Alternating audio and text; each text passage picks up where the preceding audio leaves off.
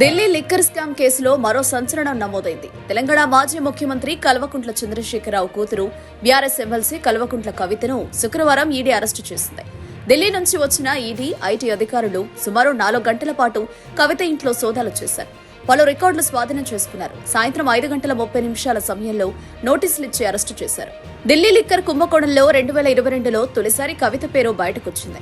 తొలుత ఆమెను సాక్షిగా పేర్కొన్న ఈడీ తర్వాత సౌత్ గ్రూప్ మొత్తాన్ని కవితే నడిపించినట్లు పలు ఛార్జిషీట్లలో అభియోగాలు మోపింది.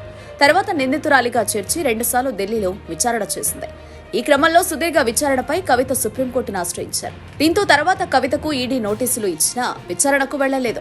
ఈ క్రమంలో సుప్రీంకోర్టులో శుక్రవారం కేసు విచారణ అనంతరం ఈడీ, ఐటీ అధికారులు హైదరాబాద్ చేరుకున్నారు.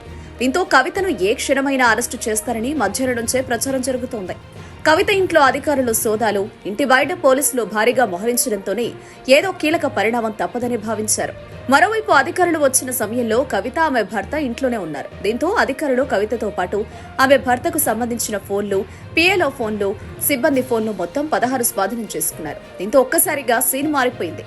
అయితే కవిత పిటిషన్పై విచారణ మార్చి 19న ఉండడంతో అంతవరకు ఎలాంటి చర్యలు ఉండవని బీఆర్ఎస్ నేతలు ధీమాగా ఉన్నారు. సుదీర్ఘ తనిఖీల తర్వాత నోటీసులిచ్చి అదుపులోకి తీసుకున్నారు. ఇక కవితను అరెస్టు చేసినట్లు ఈడీ అధికారులు ధృవీకరించారు. అనంతరం కుటుంబ సభ్యులకు సమాచారం ఇచ్చారు. రాత్రి 8:45 సమయంలో ఫ్లైట్లో కవితను ఢిల్లీకి తరలిస్తామని తెలిపారు.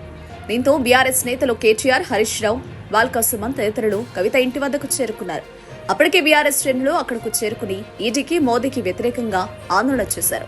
కవిత అరెస్టుపై కేటీఆర్, హరీష్ రావు ఈడీ అధికారులతో వాగ్వాదానికి దిగారు. ట్రాన్సిట్ వారెంట్ లేకుండా ఎలా అరెస్టు చేస్తారని నిలదీశారు. కనీసం తమ న్యాయవాదిని ఆయన అనుమతించారని డిమాండ్ చేశారు. అధికారులు వారిని సముదాయించే ప్రయత్నం చేశారు. కానీ కేటీఆర్ మాత్రం మహిళల అరెస్టుకు సంబంధించిన ఉదాహరణలు చెబుతూ ఈడీ అధికారులతో వాదనకు దిగారు.